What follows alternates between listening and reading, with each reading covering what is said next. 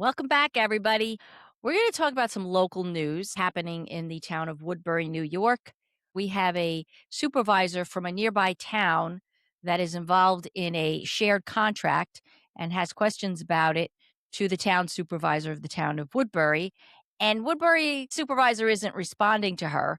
So she went into one of their town halls to get a response, and so the exchange was interesting. Neil's gonna give us more information about it, but before we get started, please make sure you are subscribed to the channel, like and share us with your friends, click the bell so you get notified when new videos drop and when we go live on Tuesday nights at 8 p.m. And leave us a comment when we're after watching this video. Let us know what you think. Make sure it's 7 words or more so we can feed that algorithm. So without any further delay, let's get into it.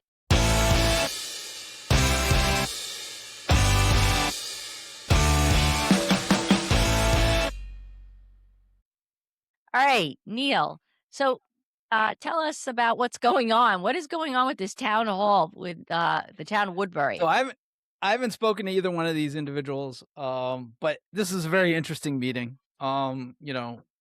People who know me know me. I'm a local wonk. I love local meetings that erupt. And, I always like to because the story behind the story is usually better than the actual story you see in front of you. In this situation, the town of Woodbury and the town of Monroe, both here in Orange County, both have Democratic supervisors, and they're in some contract negotiations. Okay, so they have 2 contracts that were due this year, and so they're working on trying to renew those contracts. Having been in local municipal government and having seen contracts that just keep going on and on and on. Boards have a tendency to approve contracts year over year without reviewing them, believe it or not. Shocker, right? We know this from my time at the town of Walk Hill when I asked to review information related to a contract that we had here, and they denied me the information. They denied to actually share the information with me. So we see this all the time, and they just approve it year after year. Okay. Yeah. Um, so in this situation, you had the town of Monroe and the town of Woodbury have been discussing a contracts that had both expired at the end of last year. Were the outgoing supervisors. And so the incoming supervisors were tasked with renewing these contracts. Now, both are trying to obviously get the best deal for their constituents. And both have differences of opinion of how to go about doing that. What I find is interesting is that they had private meetings, they have had emails go back and forth to try to come to a resolution, and just haven't been able to do so. So I'm gonna share with you. This is the town of Monroe supervisor coming to the town of Woodbury meeting. This All is right, the to public town hall, correct? this is a board meeting, Oh, okay. a public board meeting, right, to discuss these 2 contracts.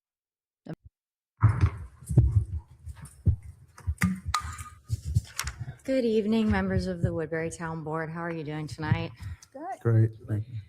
My name is Maureen Richardson. I'm the town supervisor of Monroe. For those of you who I haven't met, congratulations and welcome to public service. I'm sure that you found already how difficult the decision making is and what a high capacity for accountability and responsibility that we have to have as public servants, and that the decision making that we do doesn't only just affect ourselves, but the people who don't even vote in this town. So I'm here tonight because as far as you all know, I believe you've been looped, most of, if not all of you, on my recent emails over the past few months regarding the IMA between Monroe and Woodbury for the dog shelter, which I saw was on the agenda tonight, but I wanted to hear some updates before I came up and spoke. I got some disturbing news today. So even though I have been very communicative and open with the entire town board, I've heard basically nothing back, except for one meeting that I had with Supervisor Hernandez. There is a fundamental misunderstanding, as I described, with the way that the new administration as a whole was viewing the picture of the IMA. We had an in-depth meeting where your conception of what the prior administrations had arranged was presented to me, and I used the historical knowledge of Sonia Aiello, who's been there, our clerk, Valerie Bitzer, and just context from the contract to sort of dispel the misunderstandings. The original presentation that I received as a new administrator, you guys well know that our budgets are set in November by previous administrations, and we essentially inherit those revenues and those expenditures for the most part. We can make small modifications, but anything larger than a few $1,000 adjustments or moving money around on the table to deprioritize some initiatives to prioritize others, it's relatively impossible for us. It makes it difficult, but when teamwork is involved, it's not impossible. So Can you pause right there? I want to just make a comment. I hope people who are watching this are listening to what she just said. Just said that budgets are voted on in November, but going into the new year. And this is an issue that is happening here in our town, our local town of Wallkill. Same issue. The previous budget, the previous administration voted on a budget, and it's back in November of last year. Now a new administration is in, and they are dealing with issues. And so I just wanted to point that just lines up with everything that we have said in previous episodes on TOWTalk. All right, go ahead. Sorry.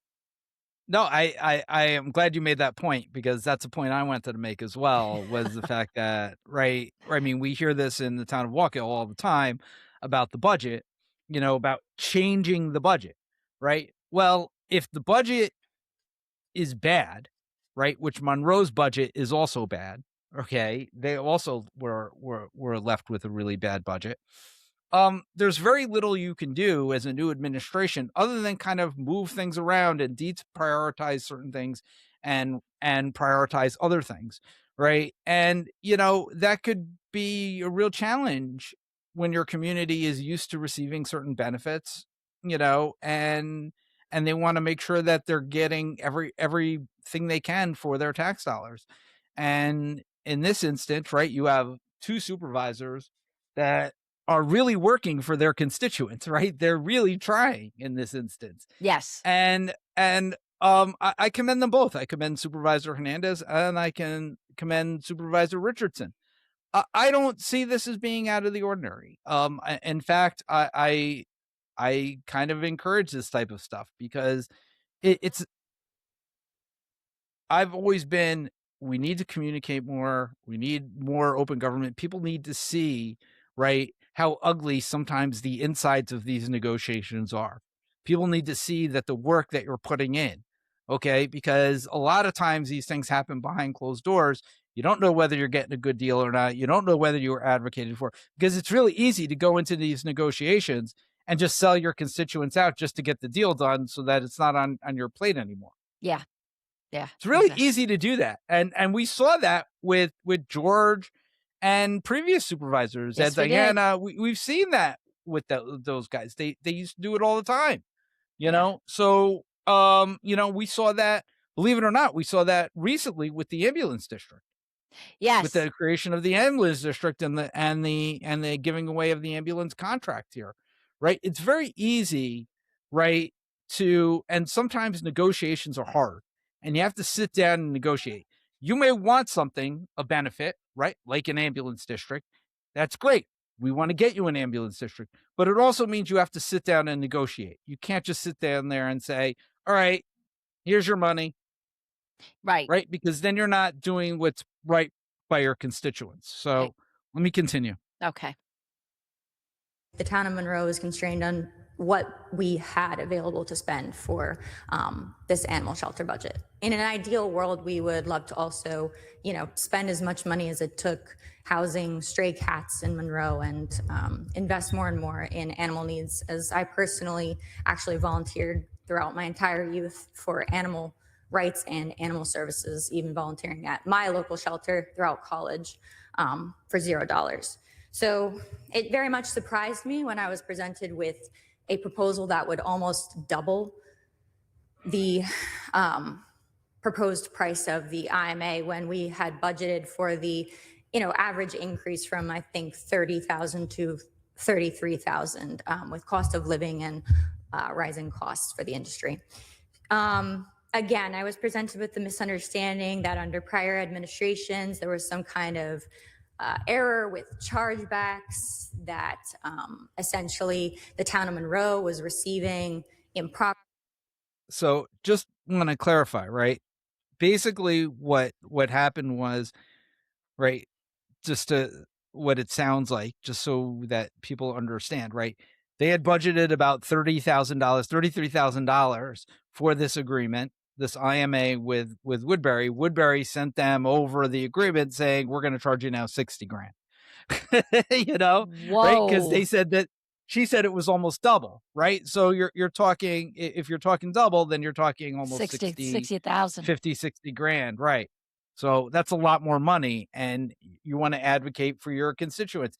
You may not like the way she does it, but in this instance, I mean, that's a little scary, and I would probably be there too going, what the fuck? Properly monies, relating to fees that the town of Woodbury was collecting from Monroe residents when they came to pick up their dogs. These fees were administrative costs that offset the contract. They are fees relating to our building code and our policy to the shelter, wherein we pay a lump sum, at that time $30,000. And that also included the administrative work of the clerks or ACOs at the shelter to do that paperwork and to send that money back to offset, say if a resident has a repeat offender, Lassie just won't stay inside the gate. It's the fifth time, you're looking at, say, $350 for every time, Lassie supersedes, 2 offenses, right? And that is to offset those cases of repeat offenders. So just so everybody knows, Lassie is a movie based on a dog, a collie, right, from the 70s and early 80s. Oh, right? Lassie I goes know back that a lot further. of our young, yeah, I know. I know a lot of our younger viewers may not know who Lassie is. Or this was. In this instance, it's a euphemism for or representation of all dogs, right? Yeah. She's using the term Lassie instead of Fido. right. That taxpayers paying the $30,000 aren't, improperly taxed for the high use of another resident and irresponsibility of another resident. And that's all in the course of business. The town of Monroe has a fee schedule. Included in the contract is clerk work and administrative fees that are sent back to the town of Monroe. This was explained. I wrote several letters expressing my deep concerns for the attitude regarding the contract negotiations, that the prioritization was really on what Woodbury wanted from Monroe. And that is, if you've noticed, the continuation of good faith dial-a-bus services, despite not receiving the lump sum deposit that we do usually receive in January, plus the quarterly ridership. We have been receiving our quarterly ridership. Thank you for sending those quarterly ridership amounts in $17.50 per passenger. However, we have not received what should have been and what was a signed agreement of at least $16,500. Wow. The prioritization at the meeting was very much Woodbury centric. The reason that Monroe has a fruitful relationship where we allow dial-a-ride to sort of run at a public fair cost is because we have a long-standing municipal relationship with Woodbury. We're part of a school district. We have cooperated on the animal shelter for many years, and it's been posed that we even pay a larger rate than we should because we decided as a town over these years, over many administrations, apolitically, to invest in the Woodbury Animal Shelter. And this year, we are glad to recognize the fact that state administrations and representatives have bestowed money upon animal shelter here in Woodbury for much needed improvements. I firmly believe and told the entire board that this is only possible, and so did the prior supervisor who came down to a town of Monroe meeting to recognize Monroe's portion of this, that because of the animal load, the use, the need, that is all calculated in grants. I was basically told verbally, well, we might not be continuing the Woodbury Animal Shelter IMA with you now that I won the election. And that's just something that I had to decide. Wow. Our contract is very clear. The contract automatically renewed on a period of 1 year. It was signed into permanence in January of 2025. It auto renews for the period of 1 year. That is in the contract. I can literally pull that out of my pocket. I've sent that to Joe McKay. Joe McKay and I discussed that. I also sent that to you in writing in an email before I just received the disturbing news today that over 3 weeks ago, residents of Monroe and people finding dogs in Monroe were told, we're not accepting Monroe's dogs at the Woodbury shelter anymore because the IMA was not signed. There's a man who, out of the kindness of his heart, picked up a stray dog at Lake Region Boulevard in the town of Monroe, attempted to send the dog to— So, Wow. Interesting. right. So, This is right. So basically what we're getting here is, and I'm going to fast forward a little bit because, now we're sort of getting into some wonky stuff. All right. And I really want to get to the response that the Woodbury supervisor had. But basically what it comes down to is that there are these two agreements, and Woodbury believes that they're owed some money. Monroe's believe that they're owed some money, and they're having trouble coming up to an agreement on certain terms yes. and pricing. Okay. So that's what we have, right? Like that's the gist, right? That's the short version of where we are. Now we're going to hear from the supervisor of Woodbury. Financially to him for the dog that he has been taking care of unilaterally when he had services that our tax dollars pay for. Thank you. Okay. Hold on. I need to address a number of things here. No, it's fine. It's fine. She said what she needs to say. To the town of Woodbury, I met with the supervisor of Monroe, and I met with her in good faith to discuss the contract that we have had for several years that has not been looked at. When we first spoke to the board, as well as many of the employees in the town of Woodbury, it was unclear as to why we were collecting fees for the town of Monroe. These were fees for the dogs, for impound fees, etc. When I met with the town supervisor of Monroe, this information was put before her. We had a conversation. There was on both sides, we both agreed and understood the history of these fees. And at that table, we both agreed that Monroe should keep these fees. That was done at the table. In addition, at the table, we also looked at the base contractual fee. And based on my conversation with the supervisor of Monroe, we both agreed that the $33,000 would stay in place for this year until we could get numbers in regards to how much it costs for each dog that is cared for by the town of Woodbury. My argument to the supervisor was that the fees for caring for these dogs have increased significantly. According to the supervisor, she had foiled information or obtained information from our animal shelter officer, and was able to provide me with numbers as to why she believed that the $31,000, not $30,000, the $31,000 that was in the prior contract was sufficient to cover the cost of the dogs. In her words, it's roughly about 20 dogs. And so at that time, we both agreed that we would do a cap on the animals that if that was roughly the amount, so that for this year, we could get through this contract. After, we had also discussed the dial-a-bus. In our discussions of the dial-a-bus, we negotiated a number of things because we were getting charged what I believed was an exorbitant amount per person per ride. What does that mean? We were giving $15,000 in our contract, and then in addition, we were paying per person per ride. So for example, if a person got on the dial-a-bus and they decided they wanted to go to Walmart and then to McDonald's, and from McDonald's to a doctor's appointment, and then back home, we were paying $17 per ride. So what I asked was a negotiation so that the price for the children was not as much.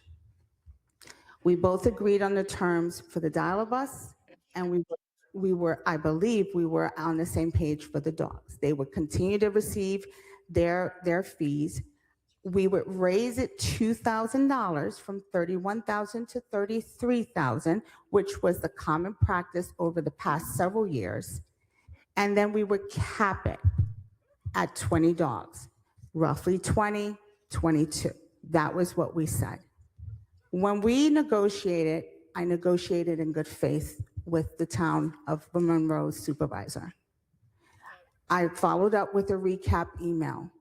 The recap email was then, she then corresponded and stated that she had done further research and believed that it was no longer a fair contract.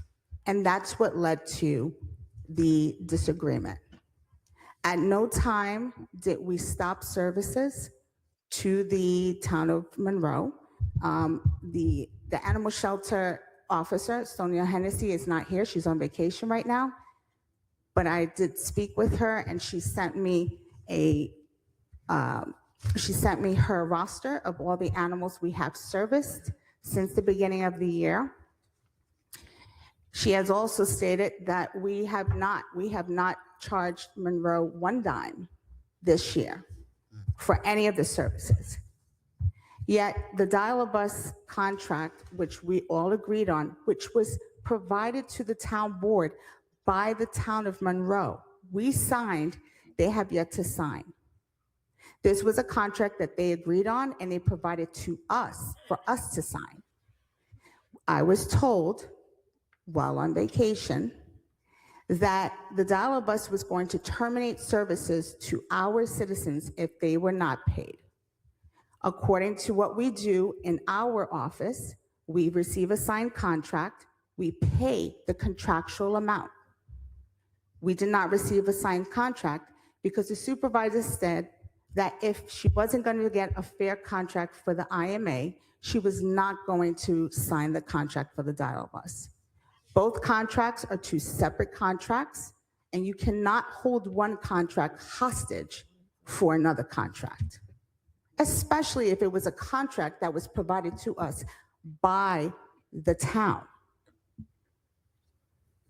When I returned from vacation, I did at the time that the dial-a-bus manager contacted me, I asked him to pay for the first quarter because they did provide services and it was unfair to hold those funds.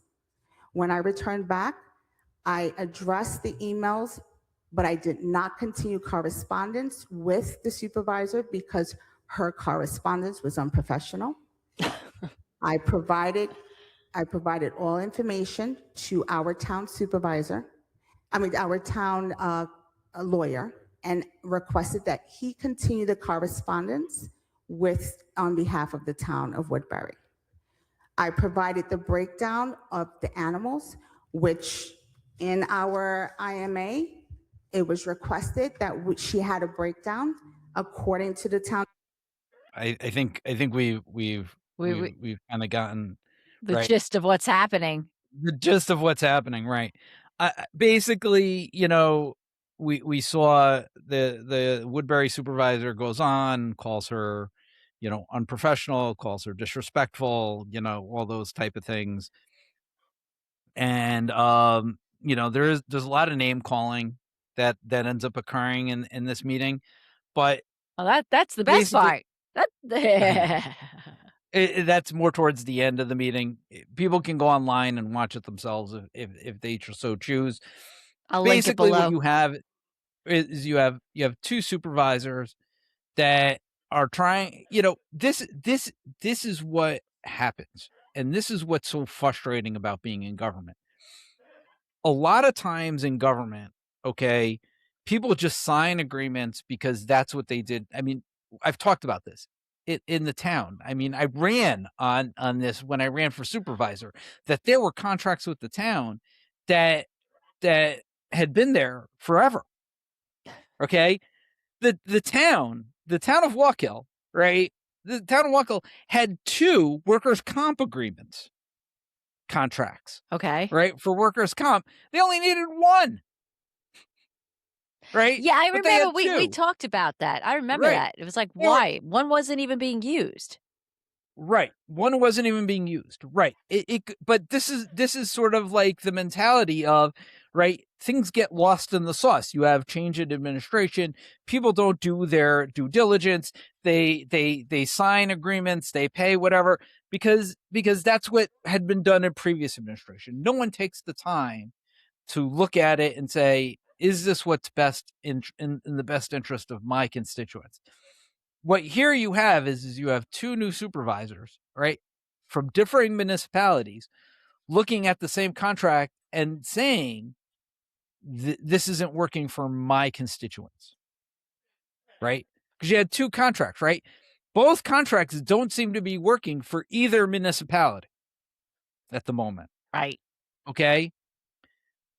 And I can understand the frustration because you come in January 1. Okay, you're not given time. You're coming January 1. That contract's already expired.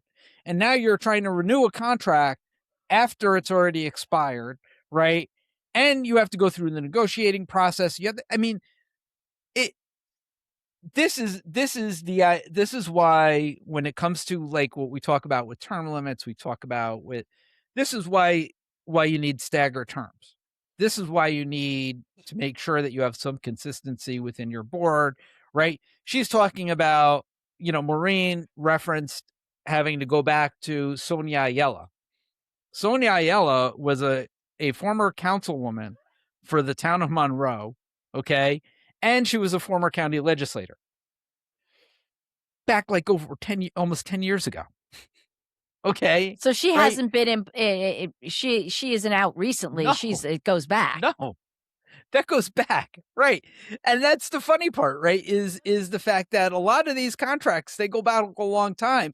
Like, listen, there was something I had to go back on, right? That was like 20 years old that I had to do research on. I had to call the former bookkeeper and I'm like, this is 20 years old. I don't even know where to start to look for this shit.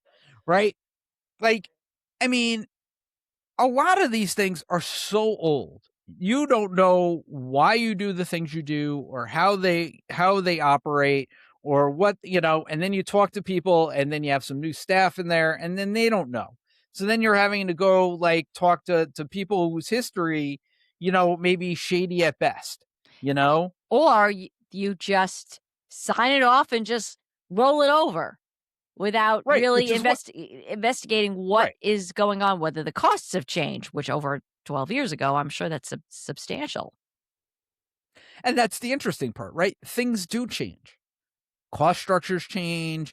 Maybe you have different officers. Maybe you require different people. Regulations change. I mean, Inflation. regulations regarding housing animals have changed Yes. over the past like 10 years. Like probably since this contract was originally signed. Okay. yeah. So there are different mechanisms now in place, okay, that have not been accounted for, right? And what you have is you have 2 people that are coming in almost in the middle of a negotiation, right? Because they're not starting from scratch. They're like, well, we have a contract in place, and this is the way the current contract works, right? So they're now trying to figure out, okay, within the framework of this old contract, how do we frame a new contract? And sometimes it's just easier to go back to the drawing board, right, on these things. But what is not helpful, I can tell you, is this idea of saying somebody is being disrespectful or they're not being, like the name calling. I, The I've personal attacks. I've worked in business for many, many years, right? Like I've worked in private business. I worked No, me too. at Goldman Sachs. I worked for Robert Half, finance and accounting. I worked for PwC, Arthur Anderson. Contracts can take time. Sometimes, and the people that you're negotiating with aren't always respectful. and aren't always mature and don't always do things the appropriate way, and you don't have the luxury of just saying, you know what, fuck it, I'm just going to walk away. Ugh. I think we've become way too comfortable, and this is what I wanted to get into, because I think we've just become way too comfortable in just labeling a name, right?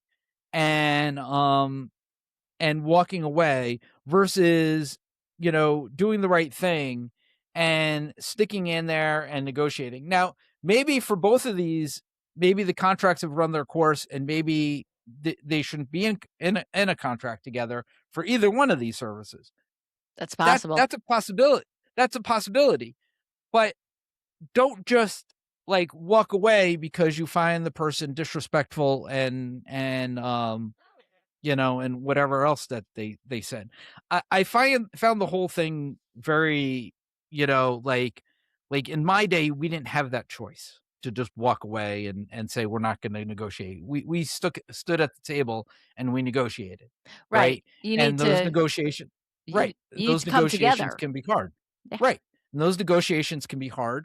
And sometimes they take compromise. And not for nothing, I don't know what business Supervisor Hernandez used to work at, right? But I've seen contracts, the leveraging of contracts happen all the time. Hey, you want this contract? We want this contract. Let's see if we can't come out with an agreement.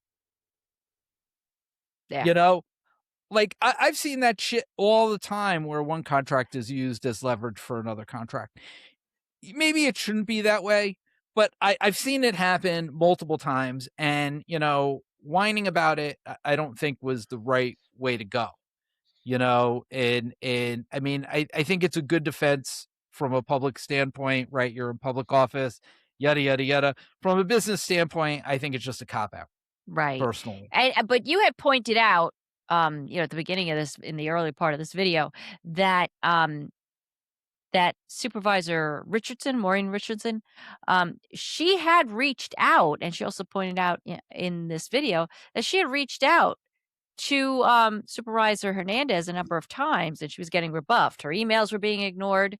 So Yeah. so she had to come to this point, to come to this town hall in front of the public and say, hey, we got this issue, and we need to address it, and you're not responding to me. So yeah, it shows that there is some personal conflict going on between the two of them, and you got to be able to put that aside. You are going to, if you're going to be in public office, you are going to be dealing with people who don't like you and who you don't like, whether it's based on political bias or just you don't like their personalities. Any kind of negotiations, business. I worked in law, deal with a lot of that. And I worked in corporate law for many, many years. And that's just sort of how it is. But if you have an open contract that you're supposed to be negotiating on, and one side is reaching out to you, you have an obligation to respond, regardless of the personal, whatever your personal opinion is. As I said, I you may not like somebody, and in the business world, you don't always have a choice of the people that you end up working with, but you still got to find a way to work with them. Yeah. And I don't know what it is with society today where we've just given up like this idea. It just really disingenuous. And then some of the comments were very much, and even the comments I've seen online, really,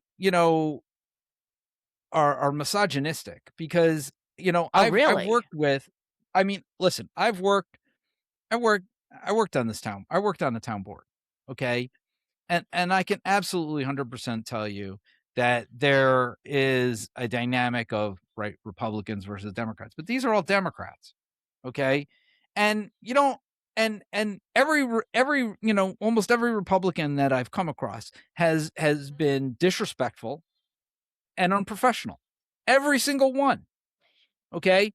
I really haven't known too many, right, working up here that have been respectful and and done the right thing. So it's very interesting to hear them call Maureen, the Supervisor Richardson, disrespectful and unprofessional, only because of the fact that we work in Orange County and everybody up here is like that. There's a Yes. lot of that up here. I'm not going to say it's everywhere, but there's a lot of that up here. I mean, there was that on the Waukegan Town Board. Oh, We saw yeah. that on the Waukegan Town Board, and people thought of it as being strength. I mean, two of the board members who were completely disrespectful and unprofessional and had been for 8 years or 10 years, right, got reelected. Well, right. So it doesn't, like, my feeling is that's an irrelevant, that just becomes irrelevant. And then what you're doing is you're just highlighting that only because it's an easy excuse to come to because she's a woman. yeah. Now, you were talking Easy about, excuse. let me ask you a question. You said you were talking about comments. Was this on the YouTube channel that you saw comments? No, there were some comments on Facebook. Facebook. Okay. Because I was going to say comments seem to be turned off. I was just looking up the video to No, pull some. there were some comments on Facebook, some groups I follow, that follow Monroe politics, that where, they were being critical of her. And here's the thing. She's out there advocating for her constituents. Right. Right. And if you think that is wrong, right, then the problem is with you and not with her. You may not like her tone, you may not like the way she does what she does, right? But not everybody has to do everything the same way. Yeah. There's more than one way to do things. And you know what? Not for nothing, some people have different personalities. Yes. And the goal is And to do the best you can for your constituents. and that's all. Both of them, I give both of them credit. They both went out of their way. They're both fighting for their constituents in what seems to be a position where the two previous supervisors here, right, didn't leave them with anything to work with. Right. And they're both trying to figure this out, right? And they both seem to be deals that were like, oh, Monroe gains a little bit on this deal, but Woodbury gains a little bit on this deal. You put the two deals together and they kind of even out. And now they're both trying to, you have one supervisor trying to separate the deals, and you have the other supervisor being like, well, they're kind of related because of the nature. Right? Like, you benefited from one and we benefited from the other, but they kind of evened out. But now, how do we come up with an agreement now that works for both of us? Right. And maybe the answer is it doesn't. Right. Interesting. And in the fact that you said that that some of the comments were very misogynistic, do you think there would be any comments or any issues if they were both men? I mean, absolutely not, because we've seen men do the same thing. Right. And they get away with it. We've seen men do the same thing. I mean, I could tell you a million different stories. We saw that during the last election for county executive between Steve Newhouse and Michael Sussman. Right. I mean, we saw that. We saw some of the unprofessional behavior that was released by Michael Sussman against Stephen Newhouse, but yet Newhouse won overwhelmingly. Right. So it didn't matter to constituents, right, that nature. And in fact, most people, if you asked them about it, would say, "Oh, it doesn't, whatever." You Yeah. know, So he does what a you're great job as supervisor. So it's a matter of, getting to the you don't know that somebody's governing well just because you don't hear anything. right. No, but what I'm saying here is the point that you're getting to is that there is a different standard. There's a different Yes. standard. So if there's men in elected roles, they can be shitty to each other. They can lie to constituents. They can get away with stuff. But two women are negotiating with each other, and there might be some backbiting going on in amongst them, and all of a sudden, they're unprofessional. But meanwhile, you'll rah-rah the guy who's attacking another guy, or worse, attacking a woman if they're, in the same way, and you cheer them right on. So, yeah, that's still that misogyny is just, resonates everywhere. Having worked in law for 26 years, and before that, when I was younger, I used to sell cars. I can tell you I dealt with a lot of misogyny as a female Yeah. car saleswoman, when I was young. But, that's a real problem right there. But And not for nothing, there's very much a difference between this situation and the situation. In the situation I was in, I was a Democrat, and they didn't want to share information with me. yes. Right. So they hid everything from me. In this instance, they seem to both be able to go in and be able to figure out from each of their standpoints, right, what the numbers are. Okay. What they can't seem to come to an agreement on is, what should be paid to the other Right. municipality for the services being provided. And that's fairly common, right? Like, let's negotiate that out. I mean, there's absolutely no reason. Right. Negotiations sometimes take time. Sometimes they take years. We here in the town of Walkill, we had a police contract that took us, I think, 3 or 4 years to negotiate. Really. That's a That union was contact? open. That was a union contract, Okay. and it happens. It happens. That's all I can say is sometimes it takes time. Sometimes you're far apart, and sometimes it just takes time to come up with the right way to negotiate that contract. Now, we can get into negotiating skills all we want, because maybe these two are just not good negotiators. We don't know the answer to that question, right? Maybe both of them are great negotiators and very shrewd, and maybe that's what's holding them up. We don't know, because we're not there in the negotiating table. All we know is that both of them showed up. We're at this meeting. They're both advocating for their constituents. There is absolutely no reason to make fun of the other one. Right. And Right. that's a much bigger problem when we start again, is this goes back to, our discussion in the previous segment regarding, attacking candidates on a personal level and not attacking policies, not Right. talking about the policies and the issues.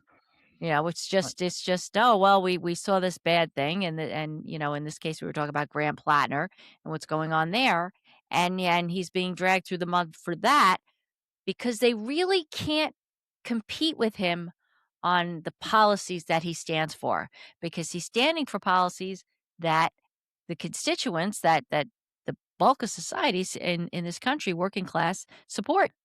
So they got to Right. go after him personally and try and drag him through the mud. And now here we are with two elected officials already, and that can't agree on a contract through negotiation. So it gets personal, um, which is I think it just becomes easier in politics. I mean, because we saw this with me, we saw this with others, we're seeing this with the current supervisor in the town of Waco, we're oh seeing this yeah, with others, right? It really it's become right. It's become the norm. It's become the norm to attack people personally, and it doesn't matter whether it's truthful or not truthful. yeah. Okay, it's just become the norm, and it's very disingenuous, and honestly, I don't like it because it really gets us away from policy discussions and good agreements, Well, that's the you point, know? right? It's insulting. It's because they think we're stupid, and they can, and for certain. What's happened is it has managed to dumb down a sector of the population here who falls for these traps and doesn't see the bigger picture, that these personal attacks are taking you away from the policies that they stand for that might actually benefit from you and benefit you. And that's the point of why they do it. Also, the fact is that she's talking about two things: that there are people who are constituents of theirs, right? Both of them, who don't utilize those services, right? Like, I can tell you, I've never utilized Dial-a-Bus, and I've never utilized the shelter services, the dog shelter services. I'm happy that they both exist. I'm glad I participated in helping them both exist. Okay. And we were able to get them working in the right way. But in this instance, the people who are most critical are the people who are, right, like us, who pay for the services, but don't participate in the services. Right. Right. Because they don't want to hear about this shit. They don't care. Just sign the fucking agreement and move on, right? Like, who gives a shit, right? But the fact is you as a taxpayer are paying for those services, even though you don't utilize them, for other people to utilize, so that other people can benefit from them who need those services in your community. That could be into a bigger conversation about paying for things that you might not use now, but guess what? You might need someday. You might have a lost dog someday, and you might need the shelter service. You might get Right. You might have a car accident and break a leg, and you need to, nobody's home to take you to the doctor. You might need that Dial-a-Bus. It's the whole purpose of why we pay for things, just like paying for Medicaid, Medicare, and the ACA. Might not be using them today, but there may come a day when you need those services. And if they're gone because you didn't want somebody else to have it, or you didn't want to pay for somebody else, it won't be there the day you might need it. I just wanted Or to add that. if you have poor managers, right, who leave you with a shitty budget, like Monroe, like Walkill, okay, then you might not have you might not end up with those services because they have to be cut because people didn't manage the money properly. Yeah. There's a whole, like, laundry list that we need to start thinking about when we start electing people, and we don't do. And it's really, really frustrating when it comes to politics, and I see politics, because everything comes down to, like, he said, she said, and this game, Yeah. this bullshit game that we saw here tonight with Maureen and with Supervisor Richardson and Supervisor Hernandez. Right? It's just a bullshit game, right? Of who's gonna win the slander thing. I really wished that Supervisor Hernandez didn't do what she did. I wish she just took it as being, we're still in discussions, we're doing our best, we'll figure it out, versus, saying she was unprofessional, or, she was disrespectful. So I decided that I'm not gonna negotiate with her anymore. I mean, to me, that just That in and of it's just a itself is cop-out. unprofessional. Right, and it's a cop out. I mean, like, if you don't want that job, then don't run for that job. Like, Yeah. seriously, like, I mean, not for nothing, I didn't want to do that shit. I still don't want to do that. What are you shit. talking about? You ran for the office once. I did, and I didn't run again. And there's a reason I didn't run again, because I really didn't want to do it. I only did it because I felt it needed to be done. I felt like there needed to be somebody who went in there and did what Supervisor Richardson's doing, what Supervisor Hernandez is doing, what Supervisor Holdridge is doing, right? Looking at every contract, looking at every single bill that comes in, reviewing that stuff, and making sure that it's an appropriate expense for the town. Right. Right. And for the taxpayers, and if the contract needs to be renegotiated, that you renegotiate that contract, period. There you go. All right. Well, folks, I'm going to put a link in the comments to the video. I have it up on my phone, so I'll make sure to put it there for you to look at. And you can see how this goes. And by the way, this is an opportunity to, invite you to go to your local town hall or village hall, or, whether you're in a city or council hall, whatever it is, and get engaged in local politics. So Neil and I, as many of you know, Neil and I started the TOWTalk podcast because of issues that came up in our local town late last summer. And we've evolved and we're moving into more national discussion and also carrying with us our local town roots and our local town message because all politics is local. And a lot of people don't get engaged in their local elections. They don't, maybe they'll vote whatever's on the line, but not actually get involved with who's running, what their message is, what they're running on, and because they're busy looking at the TV and the big politics. You need to know what's happening in your backyard, and this includes school board elections as well. Just so you can stay engaged. Once you do that, you can really get a good picture on how this whole governance goes from the ground up. Does that make sense? All right. All right, folks. If you learned anything new, if you liked what you saw on our episode here today, please be sure to like, share, and subscribe. Click that bell so you get notified when new videos drop, and leave us a comment of 7 words or more so we can feed that algorithm.